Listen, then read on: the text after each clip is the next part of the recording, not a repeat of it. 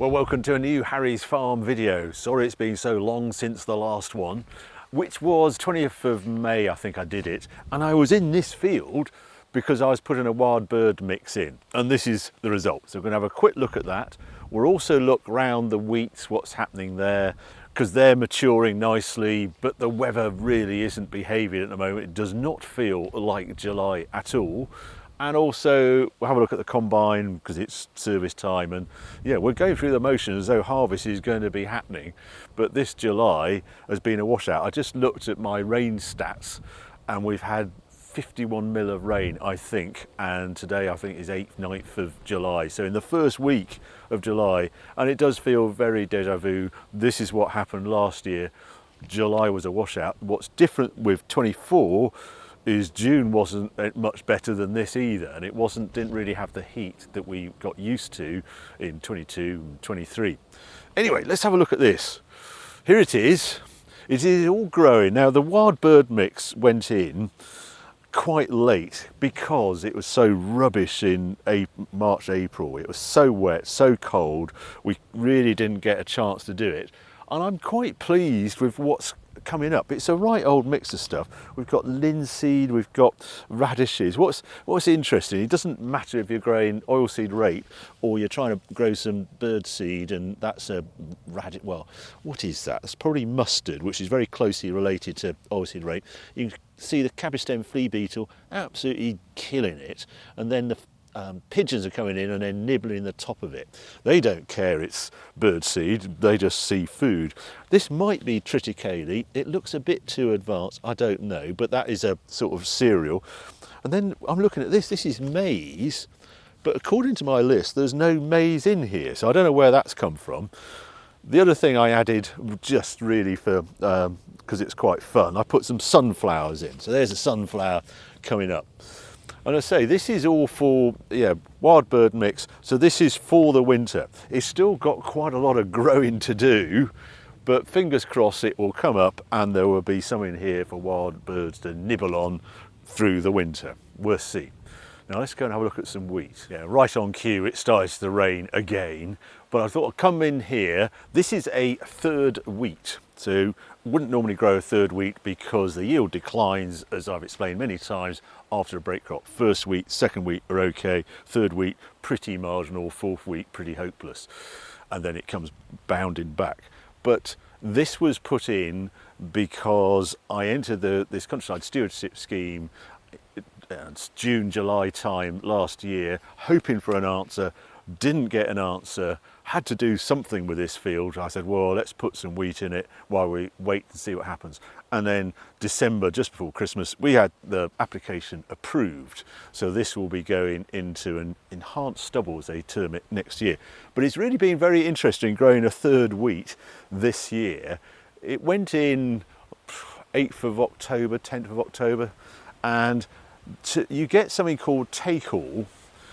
Is the reason why the wheat yield drops as you grow a third wheat, and that's a soil-borne disease, and it you think you've got a lovely field of wheat, and then as it gets closer to the harvest it just doesn't feel and goes white.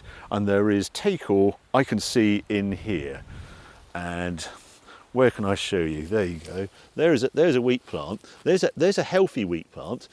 That's what it should look like, green and still filling ears. And then you get these that are completely gone, and there's another one there. And that is why it's called take-all, because it takes everything. You end up with shriveled grains in there, so you get all the way to here and say, oh, this is all right, and then there's nothing there. Fortunately, I think it's been so wet this year, and I used a seed dressing called Latitude, which is loads of money and protects against take-all.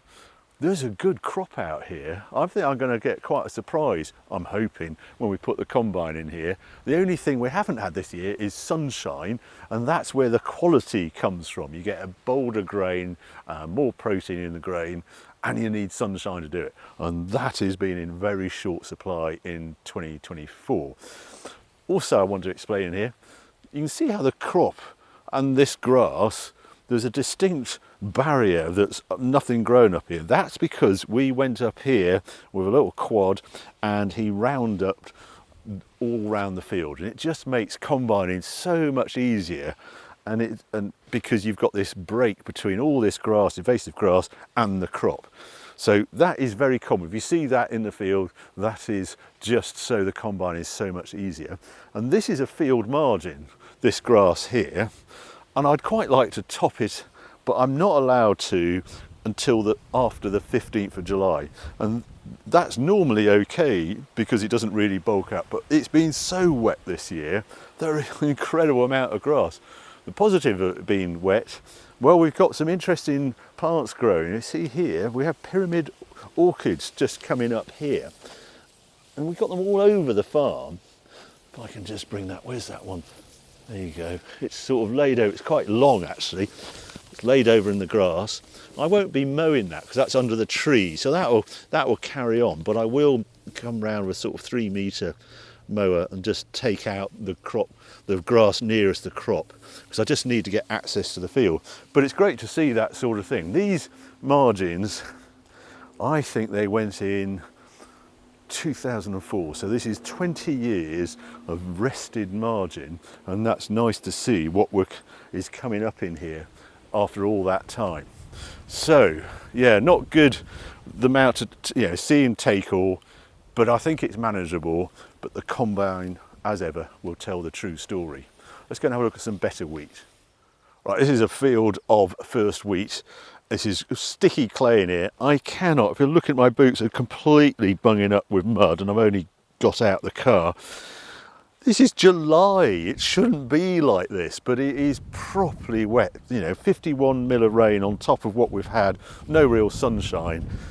Oh, I just hope it does stop soon. But this is a very good field of wheat, no take all in here. This is a first wheat and it's romping away. I don't want to walk that far up here because I'm just don't want to get so much mud, but you can sort of see the vigor. This is dorsum, this wheat. This isn't the best bit. I could go up there and it's even better, but you can see it's a feed wheat and big heads on it. The grain is, well, if I pick that head off, let's have a little look, just so you can sort of see the stage we're at. There are the grains there, you can see they're still green, but yeah, we're at grain fill as it's termed at the moment. That's why we want the sunshine. There is obviously there is zero stress from drought this year. It's got as much moisture as it wants. All we want is that sunshine, and then not only is the flag leaf delivering yield, but the actual head itself, it's about 25-30% comes from the actual head, actually converting sunshine into grain. It's all this plant is interested in now is maximising the size of those grains. So yeah, there's a lot of wheat out here, and I'm really pleased how weed-free this field is. We have good control of it, but next door is a different story. Well, I wanted to show you this field because this is middle ground, and I had completely written this off because this just flooded from, well, November round to about March. There was standing water in here, and I cannot believe anything's here. I had literally written this off. We were getting zero yield from this field, and I look at it now, I think, my goodness, I mean, it's not great, but there's an awful lot more wheat out here than I expected. You can just see up there, if you look up that tram line, you can see the water in the rut up there. And also, if you look down here, the downside of all this wet and grease, look at that size of that slug there. So it'd be full of slugs, this land. But the other, there's another slug there, look at them. God dear, thank goodness we're not growing oilseed rape anymore. They're everywhere, look. Here. Now, the downside of all this wet is the weeds have had a field day, and the enemy number one in weeds for cereal growers is blackgrass, and that is blackgrass there, and unfortunately this field has succumbed to blackgrass. We normally control it very well. That amount of moisture, how much herbicide we put on it, how much money do we spend on this field, but I'm very disappointed to see all this black. I can see another patch there. It's really where it flooded out and there was no crop competition is where the blackgrass has come. But as I say, next year this is in enhanced stubble, so we're going to chop all this straw and we are then allowed to control it later in the season. I think May onwards we'll try and get on top of it again before we put the next wheat in it. But look at it, look how thick this is. And that's purely because it never stopped raining, so whatever plant was here of wheat, it grew, and that's what we've ended up with here. Well, I want to show you the combine next, because that's going to have a busy time in a few weeks. Well, this is where the combine has been resting for months. We actually took it out recently and it had a full-on service. But the first job we had to do was repair this tyre, because right at the end of the season, we just noticed it started to get a slow puncture on this tyre. And I've had it before, and what it was, the tyre pressures weren't quite high enough and we were harvesting, and I just noticed it was quite flat. And that had irritated, as they termed it, the inner tube in here, and had actually just put a little stress hole in it, tiny hole, but annoyingly it would go flat in a week. So that is now being fixed. God, what a wrestle it is getting these tyres off. They're saying that I really ought to replace them, but it does 45, 50 hours a year. We're about to half the amount of wheat we grow, and there's probably £5,000-6,000 for a set of tyres for this, but probably more, probably nearer 8,000. So I'm going to try a new tube for one more go this season, and I've put the pressures up to £25 square inch. So I'm hoping that's all right. Combine, we just did oil change and things, and it all seemed fine. And we took it out a few times before the service was done. And then when they came to do the service, a wire had been nibbled up there, and it's so frustrating because it went right through the winter, and this had to happen in in May time. I suspect we get squirrels here, and every now and then a squirrel visits this shed if they'd left the door open or something, and I have a suspicion they just eat and nibble a wire. So we've got to get that repaired. They're coming actually tomorrow to do all that, but engine oils, everything's changed. And I thought, just while I'm in the shed, I ought to show you this. It's one of my favourite things, battery chargers. These, obviously, combine sits around all this time. What do I do about the battery? Well, I always turn it off there anyway. And then I have these chargers. I've got these C-Tech chargers. Now, all the car collection, I've got C-Tech chargers, but nothing like this one. This is sort of farm version, 25 amp one, this. And I can see on there that it's just under, I've just put it on charge because it's coming out tomorrow, and it's just there. And you get this robust handle. And I used to have some pretty, I don't know, low-tech battery chargers, shall we say.